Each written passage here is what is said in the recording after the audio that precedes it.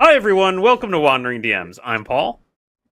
And I'm Dan, and we have young folks asking us to play D&D for the first time and not sure about what rules to use. So to Wandering DMs, we're going to talk about the best way to pitch classic D&D in 2025 and hopefully hook them for life. All that and more today on Wandering DMs.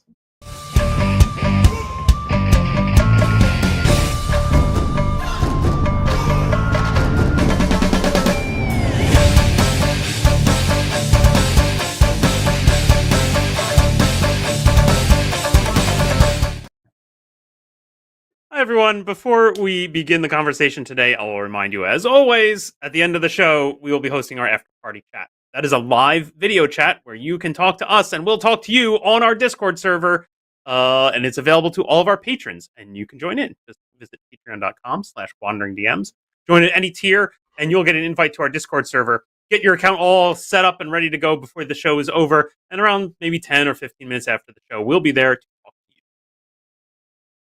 We have the very best patrons, Paul. For example, Backways, who's currently checking that we're currently live on Twitch, YouTube, and Restreambot. So thank you so much for that and other great support. Other news that I wanted to share, Paul, forgive me if it's too soon for this, but I did also want to tell our viewers that we are on the docket to go to GaryCon 18th. Early next year, March 2026. Me and Paul will be at GaryCon, and we're planning on running some events there that are in the works. So if you are making plans, there are still badges and a couple. Hotel rooms are filling up quickly. So we would love to see anybody live in person that was there at GaryCon, and we're going to be doing that in March. I'm really excited about that, Paul. Yeah, me too. I think we went there once before, all the way back in 2018, which feels like forever ago now, and I'm very excited to go back and see it again. Hopefully, connect with some fans. Any of our fans are going to be there. We'd love to bump into you and say hi. Definitely, would love to see that. Well,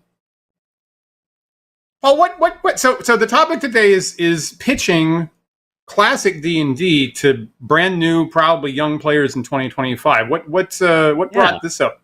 This interesting topic today? It's interesting, right? We've had a few topics based around the fact that original edition D&D is now 50 plus years old.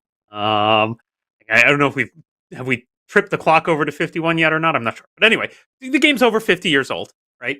And this actually just happened to me organically. There's a group of folks that we know locally that are younger generation. Recently decided they're curious about D&D, interested in checking it out, and my partner volunteered me. They were like, Paul runs D&D, and he's got a whole freaking podcast about it. Like, he should run some games for us. And so we just started having some very preliminary, very early discussions with a small group about, like, hey, maybe let's play some D&D. And the interesting thing for me coming out of this is their exposure is very, like, we're talking mostly people who have either never played or played a very small amount.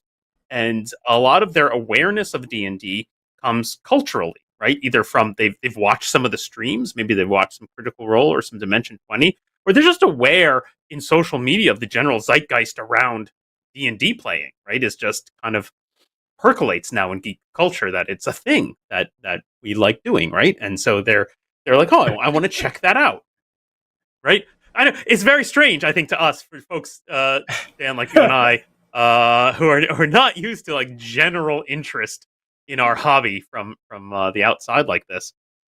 Anyway, so I started having conversations with them about what to play, and of course, their gut instinct, because what they're exposed to is like, I don't know, I guess 5th edition D&D, we should play that maybe. Right. And I want to like come back at them and give them like a positive, exciting pitch about like, maybe let's try something different. Maybe let's try original D&D. Nice. Yeah.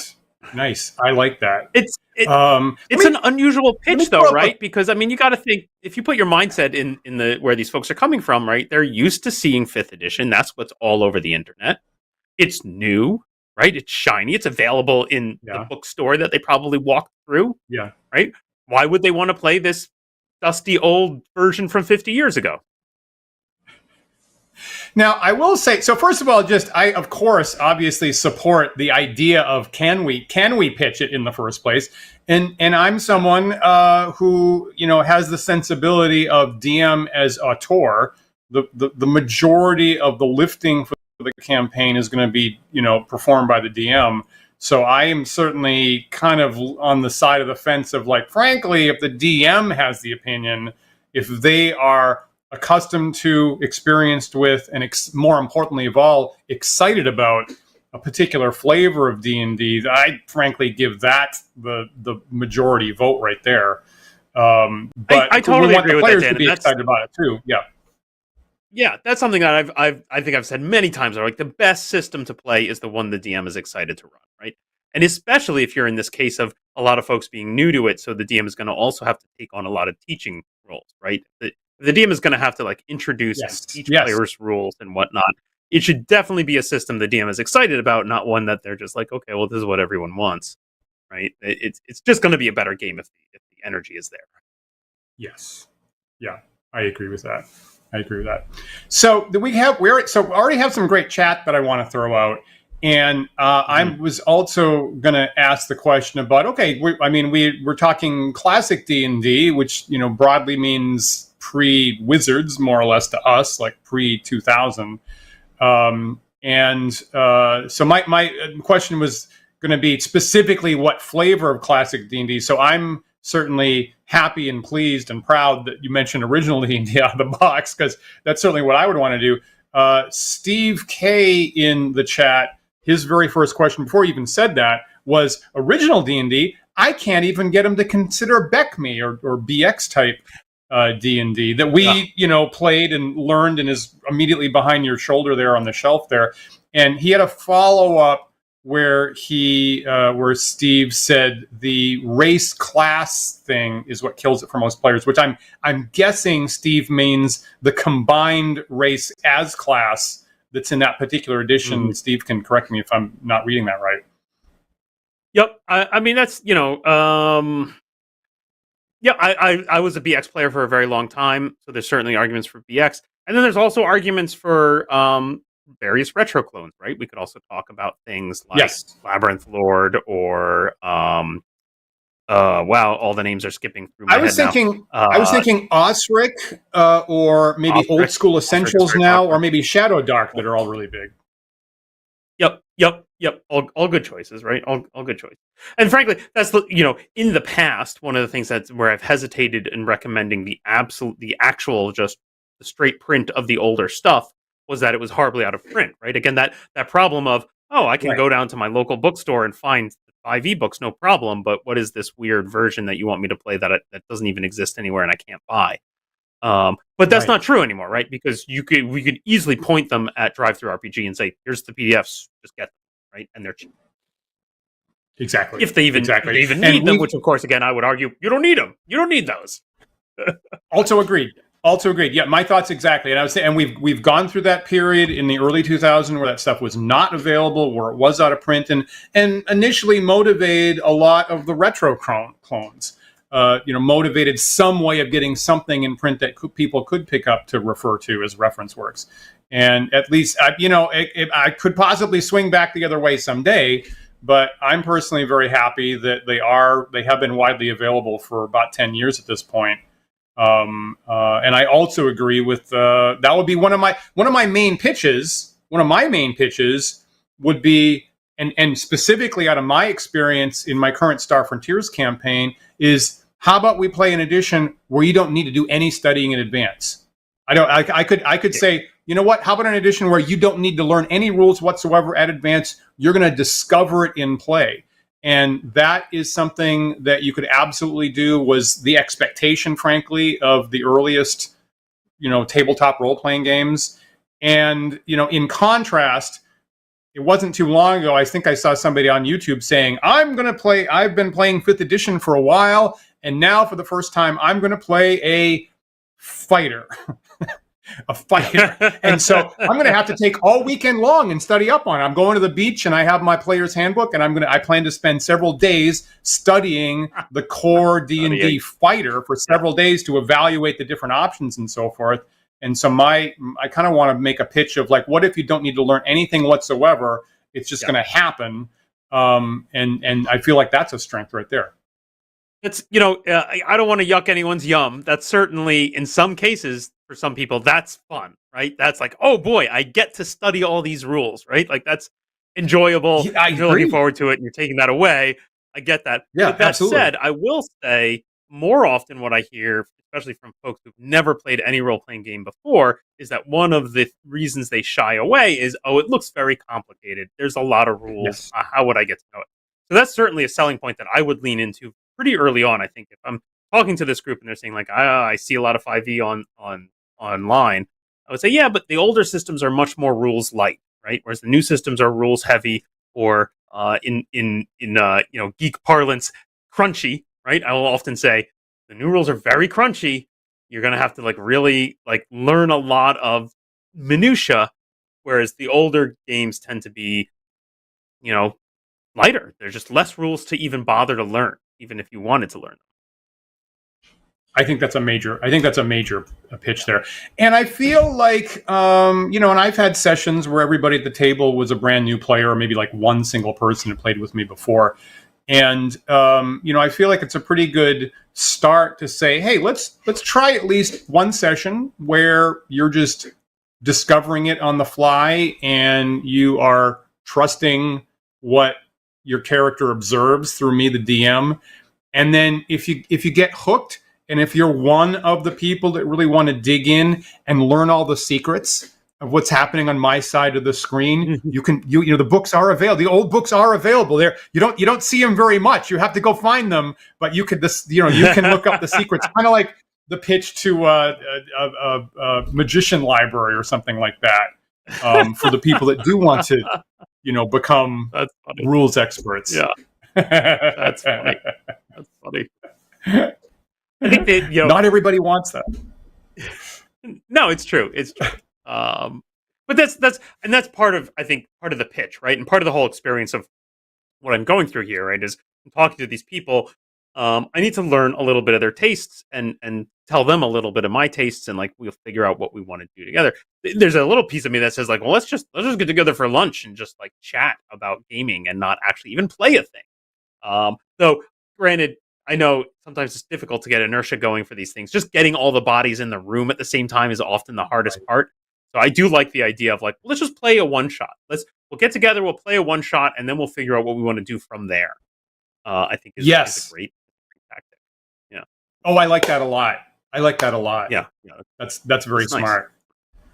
Nice. So we were talking about lighter on the rules. I think often then another conversational point or pitch point that I would give for old school stuff, is because I think it immediately flows from its rules light, is to get into the tone of the game, where I'd start saying it's rules light, which means that the games are faster. They're more what are the words I like to use? Like they're a little more fly by the seat of your pants, right? A little more freewheeling, right? They have this there's more antics and there's more space for silly drama, and you don't get bogged down where you spend a entire 3-hour game playing one combat. Right. Totally agreed. And the fact that you're going to be, this might start to be a little bit more arcane for people who've never played, but the fact that you're talking to other people, like at the table, more often than looking at your sheet. So a more complicated game, a lot of time you're looking at like, what ability do I have on my roster to use next? Whereas with older school games with much more minimal, character sheets, you have to talk with your teammates about what are we going to do together.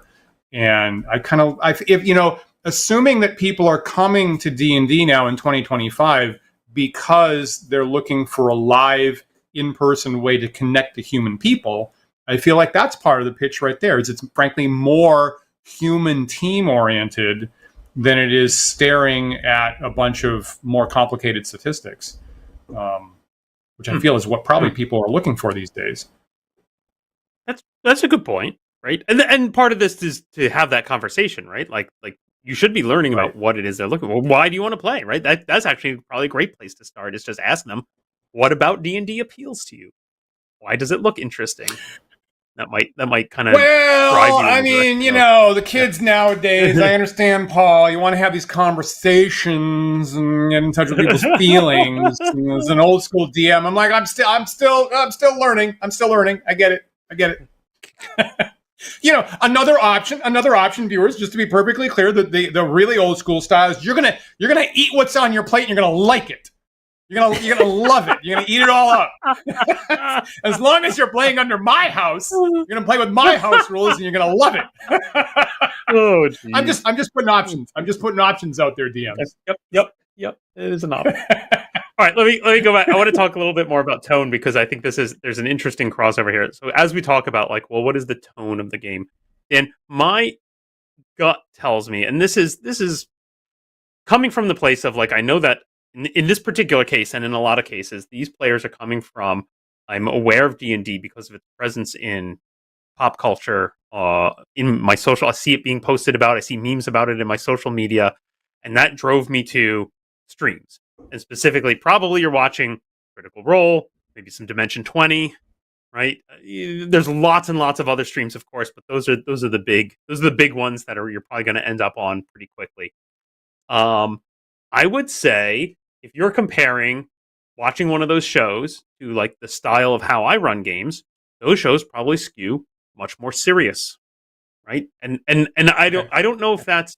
I almost wonder if I want to do I want to go so far as to say 5e in general can skew towards more melodrama, more serious, and maybe not melodrama, but just taking the world very seriously versus a kind of lighter, goofier, you can't help when you read the old school stuff. You can't help but find they're just puns everywhere, right?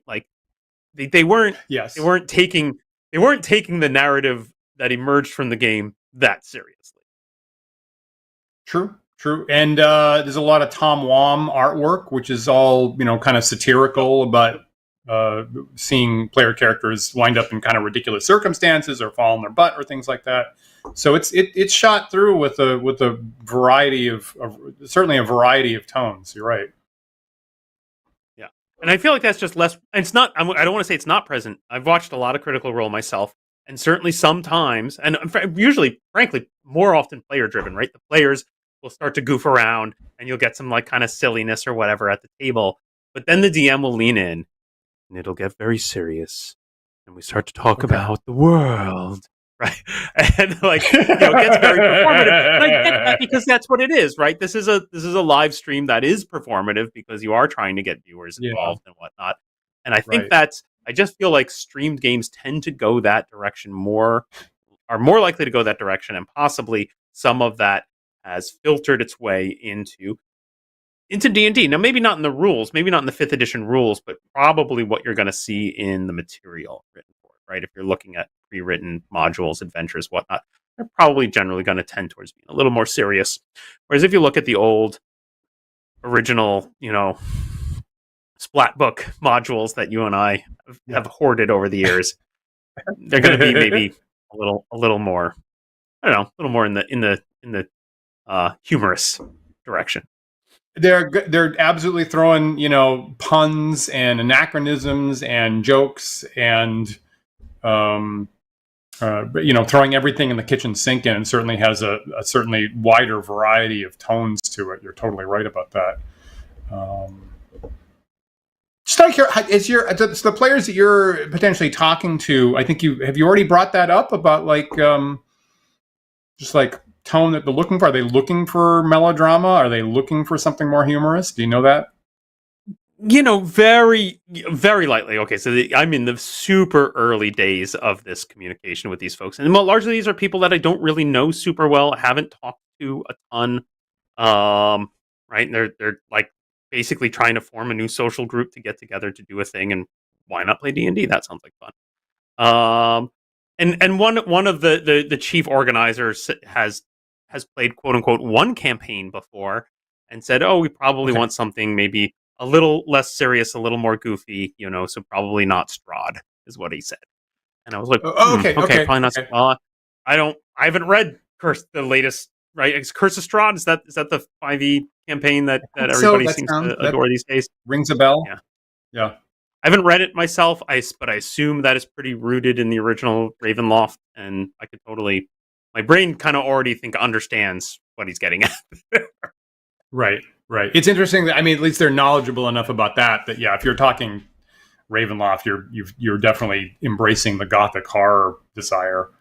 Um, Right. That's my guess, right? But again, so that's we've barely touched on tone. And again, like this is I'm at this cross right. point now here where I'm like, do I want to like dig deep and say like let's have a big conversation and talk a lot and dig through all the options or whatnot, or do I want to encourage them to say, you know what, just show up, we'll just play a thing, we'll see if it grabs you or not. Got it. So so just because we started with original D&D, and certainly that if I could get anybody to play that, and they don't have a choice, so I do. I would be pitching original D&D, and among the ways that I would personally want to pitch that is that yes, it's lightweight and it's brief. Assuming you have the supplement, you do have separate race and class choices. So there's some, character choice available on that level, and you do dodge the BX basic set that entirely glued them together. So I think that that's an advantage. And for me, I would, because I've had such a great time, and to clarify with this Star Frontiers campaign that I've been running for a year, the interesting accident about that was that the books aren't available. You cannot get the Star Frontiers, the classic Star Frontiers rules on Drive-Thru RPG, to last I checked. And therefore, the players have had no resources, have had nothing whatsoever to read up or study or learn about.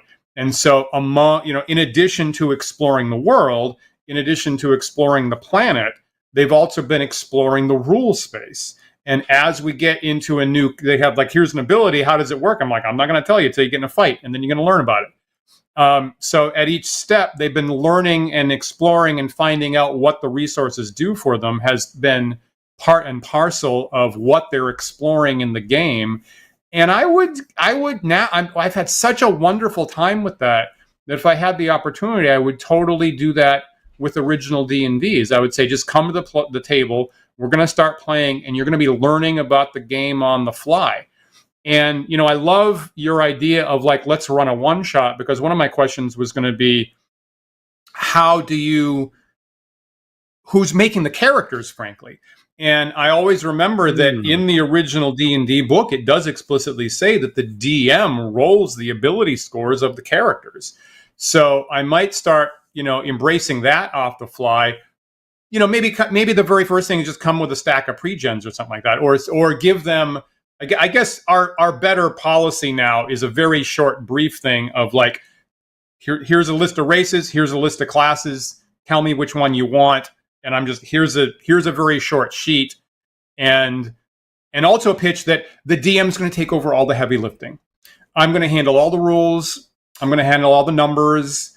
I could roll the dice for it if you want. You probably don't want that, but the game is small enough that I can remember everything about all the different character classes. So I, as DM, can handle all the heavy lifting for you, and you can just exist in the world as your character. And as time goes on, if you want to learn more about it and want me to turn more of the mechanics over to you to handle on your sheet, we can do that. But part of it would be specifically exploring the rules, starting from tabula rasa, would be exactly the thing that I would want to do with original D&D, frankly.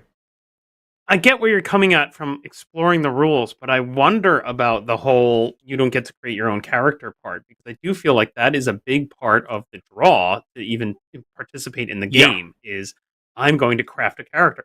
And this is something I was going to get at. Like one of the things I think that is a draw for 5e, especially for whatever. One of the draws for 5e is that there's a lot of detail to the character.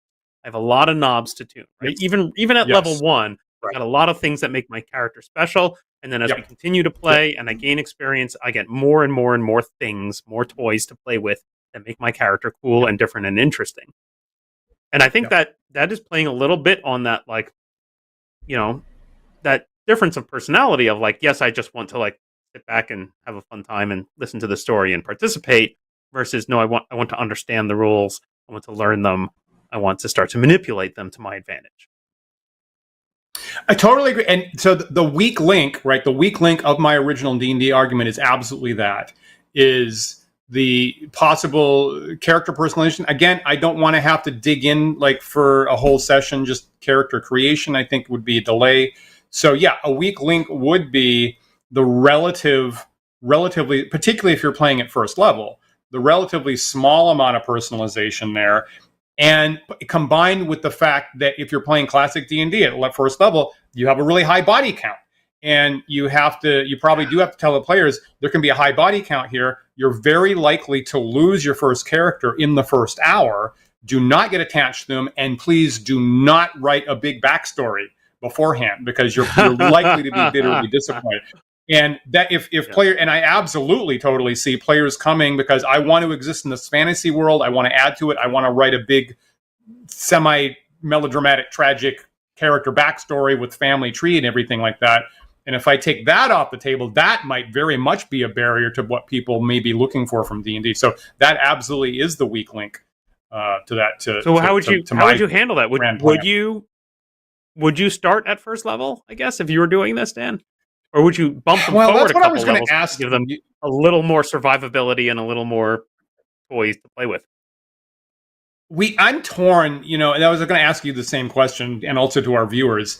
We know that Gary was starting people at third level, at least in convention games, out of the box, to address exactly those kinds of things. I'm torn. I would have to get to that day. For me, with my original edition Delta rules, where the fighters get a feat of their choice to distinguish them at fourth level when they get to hero level. I might lean towards maybe start off at you want to play a hero, so we'll just start at the hero level.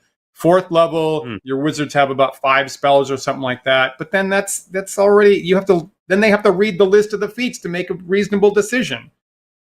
Unless I give them pre-gens, I guess. So I'm really torn about that. And I do feel like people should probably experience what it was like to play original D&D at first level and how absolutely brutal it was. So maybe one session, one single scenario with pre-generated characters at first level. Maybe that's not bad, just to say that I've done that. I would worry that would. Would be a very swingy experience, right? And that some players would love it, and some players would just be utterly turned off by it. Yeah. I would be tempted. Something I've done at a convention game in the past is, there's always this going back and forth on this topic a million times of like, can you have character creation in convention play? Right? It's just really hard because the time slot is so short. Yeah. But here we're not talking about convention, right? It's not necessarily constrained to just 1 4-hour session, right? We might have a little bit more time, a little bit more.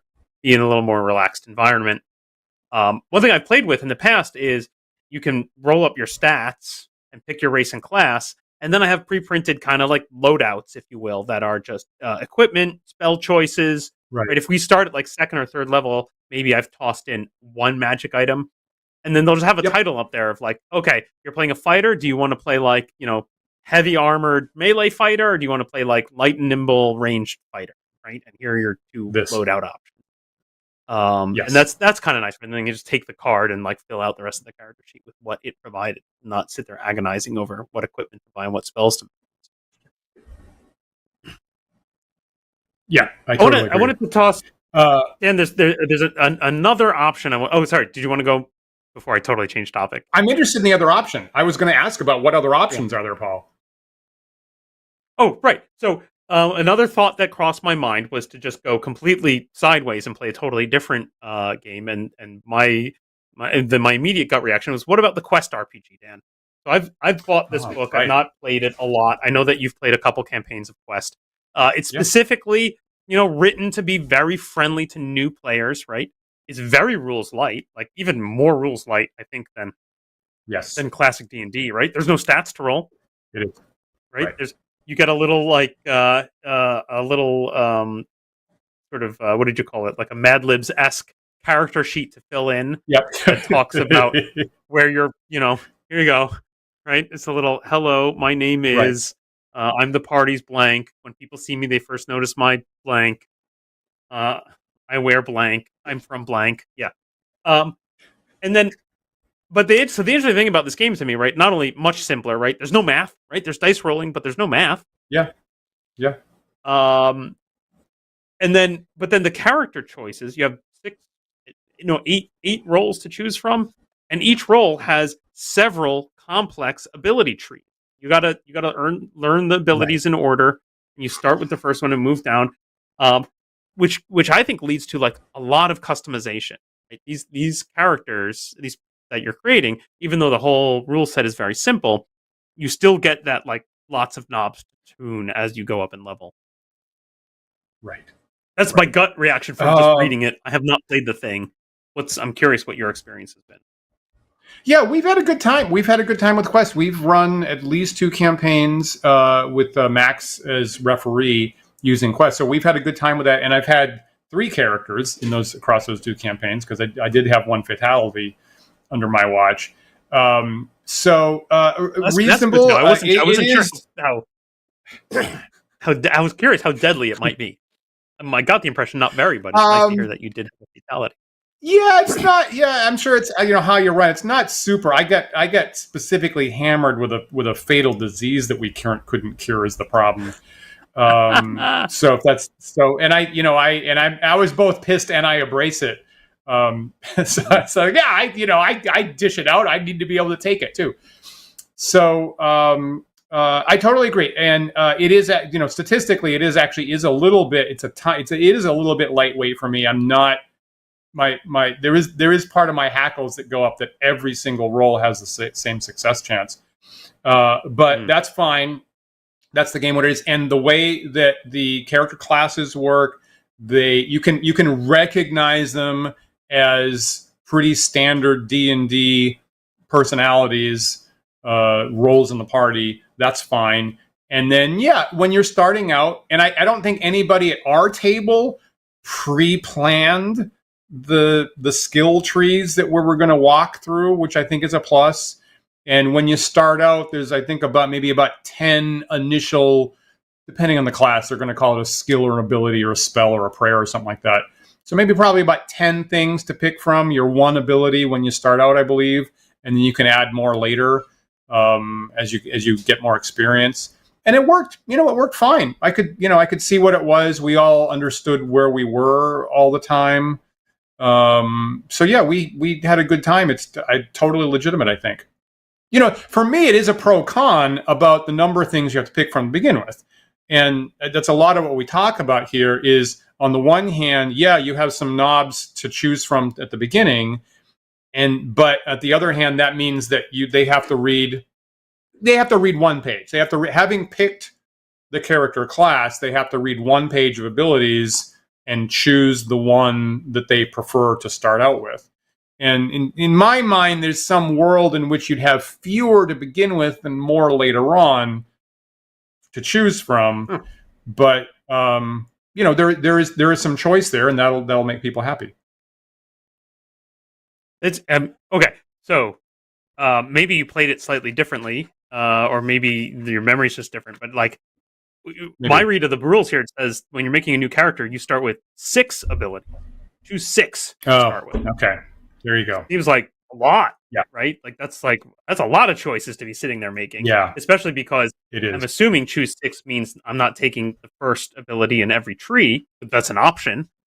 I could be maxing out one of my trees. Be like, I'm going to take all 6 abilities in this tree. Boom, boom, boom, boom. Yeah. Okay. I'm just looking. So it has been 3 years the last time we played, maybe 2 years last time, 2.5 years the last time we played. So good correction on that. Yeah, I'd forgotten about that. Honestly, I kind of like the idea of it being fewer, right? Because I do want to like no, let's make the characters as quickly as we possibly can. So I like the idea. Honestly, less picking the abilities in the first one. I like the promise of the ability, right? If I'm imagining this first game, I'm going to play this one shot with people. We're going to play Quest. I like the idea if we're going to sit down, they're going to have a big trees of abilities in front of them, but they're only going to pick a handful of them to start with. So it's got this promise of character could get cooler Yes. down the road. But also, I'd like the idea of sitting there and spending time in the silly Mad Lib sheet that talks about what you look like, where you're from, what your personality is. Because I feel like that will be engaging to the group, right? Because people will be talking about, oh, who are you? Where are you going to be Yeah. from? And maybe we're related, Yeah. or maybe we're friends, or blah blah blah, right? I guess everybody involved very quickly. Okay, point to that. Right. Yes, I agree with that, and it also gets over the classic problem that we have always I've seen people always stumble with is wanting to, and I'm thinking of our good friend BJ's responses, wanting to surprise the rest of your party, wanting to arrange the moment in a novel or movie where the whole party's in terrible distress, and then one character reveals for the first time, I have this power, and it's a trick that's going to solve the whole problem for us, wanting to arrange that. And those kinds of surprise ability reveals really work incredibly poorly in our role-playing games. You need to have all the information in front of the team so that everybody can put the pieces together. So what you're saying is a really good point, that you're automatically discussing and getting on the table in advance where everybody sits in the party, which specifically solves that ever-present problem. So point to that. Yeah, absolutely. Yeah, it seems like a strong option to me. Also, of course, I just Yeah. want to play this game, right? So it fulfills item number one that we started the show with. It's a game the DM is excited to run. Like, yeah, I want to learn it. I want to see how does it play. Like, is it going to be fun or not? I'm curious. I'll just briefly say one bullet point in the Danifesto is let the person who's excited make the decision. Yeah, yep. That's fair. Yeah, that's in the book. Nice. Okay, let me pitch. What about we might come back. Yeah, go ahead. I mean, I want to talk about one other major factor. Is just like what content? What do you run? Like, what kind of adventure do you play? Do you play a classic dungeon crawl? Do you play something more open ended with more story elements? Right? What do you play? I mean, I would lean towards a classic dungeon crawl for a number of reasons.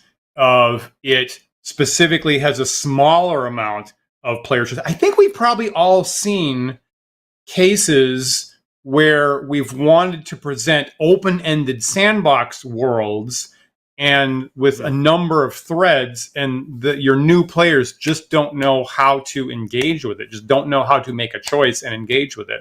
So I think as we've said before, the classic dungeon adventure has a lot of strengths, specifically in reducing the number of choices and reducing the analysis paralysis. So there's some kind of treasure in this dungeon. Here's the one cave. You walk into it, and there's two different doors.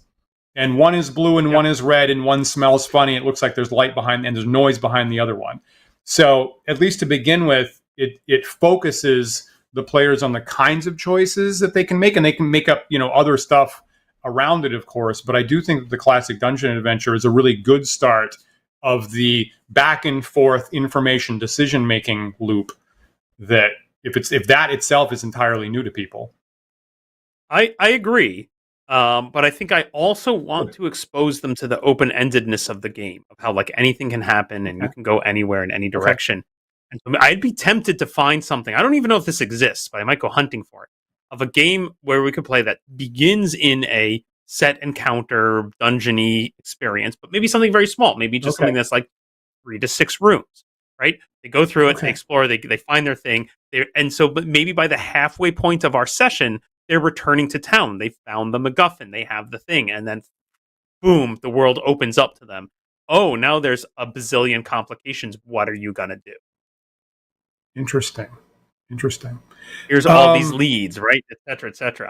I think that would be fun, right? I'd love to see in that first session, not just have one session of them crawling through the dungeon the whole time, but like at some point getting to a point where they're going, wait a minute, I have to question the motivations of the people I'm talking to, and what is our plan, and what are our motivations, and why are we here, right? And tackle all that. And for me, that's some of the most fun play, right? Is when the players get into these big debates and planning sessions and whatnot, and I as DM are just kind of leaning back and watching chaos. Do you think you can get to all that in one session? Like, I feel like a three to six dungeon room for new players, right? I feel like that very well might be a whole session, just even with just 6 rooms or so. It might be asking for a lot. It might be asking for quite a lot. Maybe I could get there by the end, right? Could I do a whole session where the goal is by the very end? There's a boom wide open. Oh my gosh, everything's crazy, and I thought we had a very straightforward goal, and it turns out it's super complicated. What do we do now? And I go, well, there's a 50-year-old Sesame Street book. There's a 50-year-old Sesame Street cartoon book, and it is very fun. It is very, very warm in my heart. I think it's like Grover in the Museum of Everything. And the promise is that Grover goes into this museum, and this museum contains everything in the whole wide world, I think is the title. Museum of Everything in the Whole Wide World. And so, it's, surreal rooms that can't, physically exist in the world. And there's like stuff that's underwater. There's an underwater room, and you've got a submarine and an octopus and some fish. And Grover comes up from that. And the very tiny things, and a room of like enormously huge things, like including like the space shuttle and semi-trailer trucks. I mean, and he's going through like, well, this is all great, but this isn't everything. I mean, I'm not seeing everything in the whole world. So where is there's got to be more to it. And yes, the last page is the last door is open to the everything else, and it's just the rest of it's outside. It's the rest of the world that you can go explore. It's just outside. It's just the exit. Yeah, that's brilliant. And he just runs off happily down the trail, like, oh, there's trees and birds and fish and things, the clouds and the sun, and oh, wonderful! There's so much more to explore. So I actually am really fond of constructing a one-session dungeon like that. Actually, yeah. I mean, I think William correctly pushed me in the right direction here where he says you end on that cliffhanger, Paul. Yep. Yeah. Yep. I'm in agreement. Right. Yep. That's where we go. All right. Okay. I think that's good. I'm sold. Yeah. All right. The committee came to a decision. The committee came to a conclusion. No, we all agree that's the best way to do that. Now that I will say though, that is hard to craft, right? Because of course, as we know, pacing is the hardest part of DMing. And like getting them to actually complete the thing and get to that endpoint where they open the door and go, oh, it's the whole world. Like, yeah. It's hard to do that in a way that feels organic and natural and not just like, heavy-handed and railroady. I think that's okay. You know what? I think that's okay, to begin with. I think that, a lesson that I've been getting from our improv coach here recently is that you need to set the structure of what's happening. You need to set the structure of a scene up front and just accept that the first line is going to be kind of arch and not what a real person would actually say. So you need to come out of the box and you say, I'm currently in a castle and I've got a wizard with me and we're being attacked by goblins and I really need to protect the staff of the Holy Scepter, right? And no one's going to really, in the world, everybody around you already has this information. You don't literally need to blab that out, but get the line out the first time, establish the structure, and that helps everybody get on board with it. So I think that for new players, the very first session, the first time,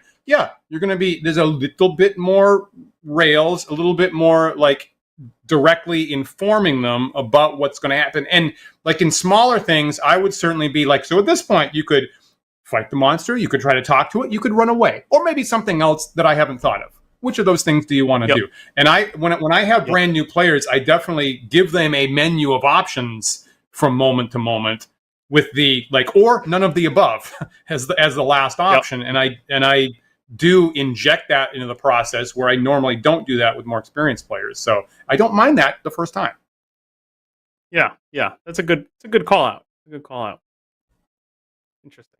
Do you have in your head, okay, let's say, Dan, you have a group of young new players who have only ever watched some Critical Role or some Dimension 20, and they're like, I want to try D&D. I hear Dan's an awesome DM. Let's play.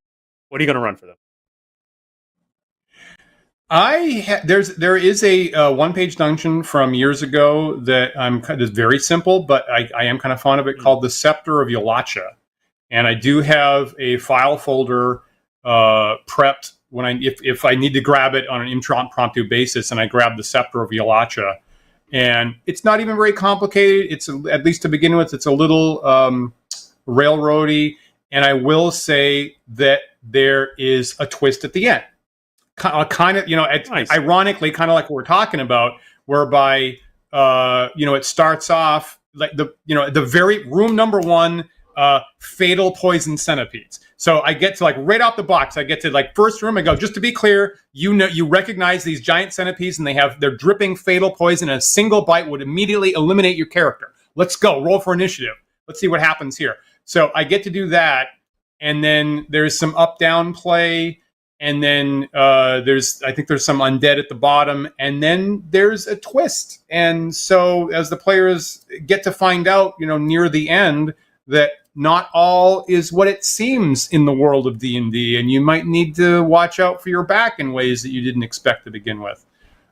So in a tiny little nutshell, it did kind of attract me, that particular one-page dungeon. So I actually have done that maybe at least twice. That's fantastic. I've never played that. There's also Wait, where have you run that? Yeah. For a new player, well, you're not a new player, Paul. You're not a new player, so I would not run it for you. I run it when, here, like probably in New York, a couple times when people are in this situation. I've heard about D&D. I've never played it before, or, some part of my extended friend network, gets 3 or 4 people in that situation. So I have done that at least 2 or 3 times here. Two, I will say I am set up with completely improvised dungeon design stuff. So I have practiced a couple times if I had to, into some random rolls, and I have like 6 of Dyson Logos's dungeons. I roll a d6 to figure out which of the dungeons I'm running currently. Roll a random, 2 random monsters and a random treasure, and I can do that in like about 40 minutes. I do that, and then many people will also highly approve of somebody wrote an introductory module a while back called like the something Snake People Lair. I think one of our viewers is going to remind me whatever the something Snake People Lair, specifically as a kind of tutorial for what OSR play is like. So there's a couple of things I have that I would grab, and I would be in fact using original D&D. So I've looked it up here. It's Scepter of Yalacha by David Dudka. Yeah. Very nice. Easy to find on the internet. I found that. I also have a one-page dungeon that's a favorite go-to, but I've never thought about whether or not I should use it for newbies, but I think maybe that might be interesting. Called Citadel of the Severed Hand by Rob S. Right. I don't know if he's got a last name, but that's how he's credited on the page. But similarly, I think has... it's just a fascinating dungeon crawl-ish thing, but like the idea being you're invading this orc lair while the orcs are away. They're the major force of the orcs have left. So you're going to go infiltrate their fortress while they're gone. There might be a few orcs here, but they should be easy to go raid the place. And then, of course, you find out the thing that's motivating their raids, and it's, maybe not so great. Oh, that's a great premise. I love that. Yeah. It's a fun one. I will say that I think practically I like it. It's very small. It's very self-contained. It's usable, I think, for one session, and you get the whole arc. You get the whole beginning, ending, conclusion. So you get the whole sequence, and certainly with classic adventures. I learned that there's always a struggle. You can't play the classic TSR publications in a 4-hour session. So, wanting to see the whole beginning, middle, ending arc in that first introductory session, I think that one's pretty good. And the other one that I was thinking of, I think practically all of our viewers knew that it was Tomb of the Serpent King. So thank you guys for reminding me about that. Tomb of the Serpent King. Great introductory adventure. A little bit longer. I think that might not be a single session. That might be 2 or 3 sessions, possibly. Yeah. We're definitely narrowing in here on a very specific desire for like a one shot, right? Something I'm going to run in one single session. We probably need to have like at most 4 hours of play, probably less. Right. What can I race through? Fascinating. Yeah, good stuff. One thing. Okay, so one thing I want to pitch. Yeah, go on. I think my question was going to be: is this content runnable in Quest? Can I adapt old school classic D&D games to run in Quest? Do you think it would work? I mean, only if you're a really top level DM, Paul, which you are. So the answer is yes. And probably all of our viewers too. All of our viewers too are among the most experienced, smart, wise game runners. They know what they're doing. So I would say not for everybody, but for our viewers, you guys are so smart. Yes, you can totally do that. You know you can do that. It seems like an interesting. I'm curious to check it out. Anyway, go on. What was your thought? Okay.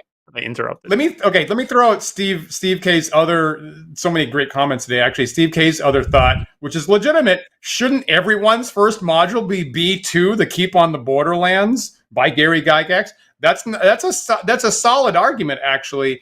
And many of our friends are, our friend Max has done exactly that with new players and actually had really great experiences.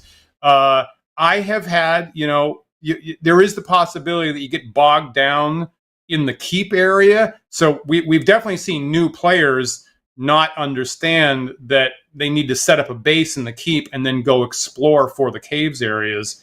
So here's one of the interesting points that we didn't really dig at in this episode, right? Because I think that our friend BJ would say, no, you should start in B1 Quasqueton. Not Quasqueton, whatever the real title of that one is, right? And me personally, I would say no. You should start in L1. Len Lakofka's. I'm not even going to remember the actual title of it. Something Hill of Bones, something about bones. The actual title. Secret of Bone Hill. Secret of Bone Hill. I believe. Secret of Bone Hill. Right. My brain always immediately jumps to the town name, which is Prestonford.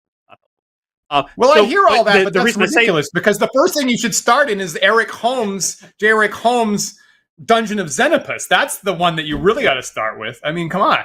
Okay. How much of this is being fired by nostalgia? That's what I want to know. How much of this is just the nostalgia of the person running the thing, right? And that's, I think, one of the most interesting angles of this whole problem is that I have to completely throw out the nostalgia factor. Because none of these people I'm running for know any of this stuff. They have no idea what I'm talking about, right? I'm personally, for me, right, I'm personally encouraged that I fell in love with original D&D at a very late date. I did not have the original D&D white box rules when I was growing up. I was just slightly too old for that. I did have the Eric Holmes basic set, and I had the advanced D&D books by Gary Gygax, but at least on a rules level, I didn't actually get my hands on original D&D until 30 years later. And when I got it, I was like, this is the best edition. I like this better than what I grew up with, actually. So with me, at least with that particular experience of the things that I adore are not necessarily the things that I had when I first came to the game. And I have, great affection for it. But I've moved to an earlier edition that I didn't have access to, and my assessment in Dan's brain is that I like this system better for all these reasons of being brief and snappy and easy to handle and easy to modify when you want to, and DM mastery and all these kinds of things just seems so much more freeing. So at least with that particular data point, the things that I'm throwing at new players are not necessarily the things that I had, because they might be older than what I had. So I don't think it's nostalgia that's driving that. That's fair, right? And there's an argument, right, that we are nostalgic for these things. They are considered classics for a reason, right? They have certain qualities about them that make them very appealing and long lasting, right? So that's worth calling that out. Dan, we're out of time. There is an essence, and there's. Damn it! Let me make one brief. Let me break one brief additional pitch. Is that might be in people's minds nowadays? Is that you don't, if you're playing classic editions, you don't need a subscription. You don't need to use a website. You don't need to use a web platform, and that's very much on some people's minds nowadays. The current, you're not engaging with a big business. The people that engage with older school games now or OSR type stuff. They're indie, they're scrappy, they're not a big business. You don't have to turn over either dollars or personal information to a big business to engage with these older indie games. That itself might be a plus to some people that are concerned about big platforms taking everybody's experience and profiting off it. So that's a thing that I'm a little bit happy about, that this is an indie type affair that we're engaged with now, and that might be a plus too. That's fair. That's fair. Viewers, if you have thoughts on the best way to introduce old school or classic D&D to the new generation now in 2025, 50 years after publication, how do we make this game appear like the exciting, living, breathing game that it is, rather than a dusty old relic from a time gone past? Leave us a comment here in the YouTube video. We'd love to hear from you. Also, I'd love to hear if you have thoughts about like that perfect first adventure to run. What is the hook that you think you can play in 3 to 4 hours with a new group that's going to make them beg for more? Let us know. Yes, and I love that, and I also love the consensus we came to of run a one-shot. Run a one-shot with pre-generated characters. Get into it fast, and then have the conversation about where do we want to take it from here.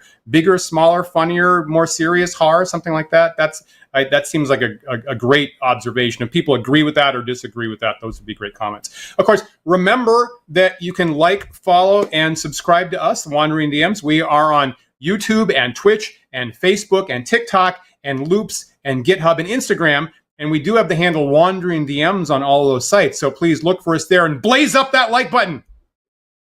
If you prefer to listen to our show in audio-only podcast format, you can do so.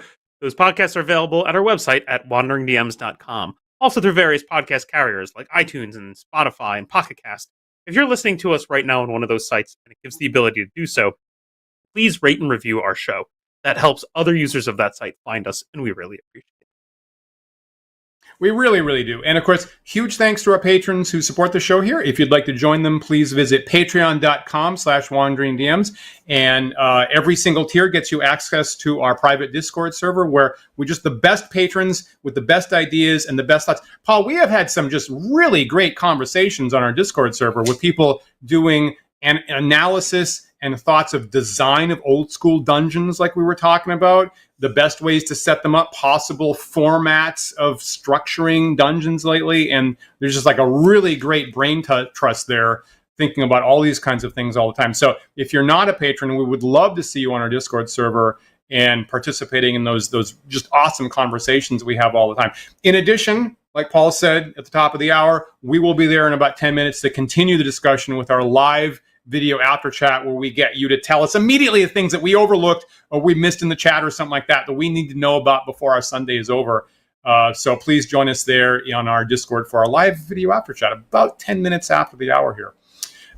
So don't forget that we will be going to GaryCon 18, the start of the year. So we're making our plans on our end, and you can start making plans on your end. Now, we're normally on every Sunday. Next week, Paul, I am sad to say I'm going to be wandering, so I myself won't be available next Sunday. So we will be off on October 12th, but we will be back 1 week after that. So we'll be back in 2 weeks on October 19th here. I think that's the plan. Yes. Now, again, we have some great guests on the schedule coming up. So look for it. Be sure to tune in. I got to check the schedule, see if that's one of our guest episodes. Maybe yes. But we have really great guests coming up. So we do hope you'll join in on future Sundays for that. Yeah, that's the. Am I forgetting anything I have to tell people? I think you got everything there. Well done. Sweet, nailed it. Yeah. So viewers, don't forget that we're live almost every Sunday, 2 weeks from now at 1 p.m. Eastern Time. So please join us in 2 weeks for another thought-provoking discussion. We'll see you then.